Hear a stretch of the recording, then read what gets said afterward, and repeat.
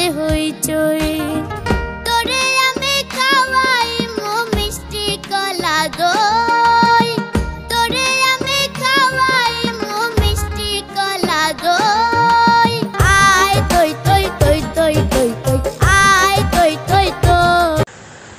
ভিডিওটি ভালো লাগলে লাইক এবং সাবস্ক্রাইব করুন।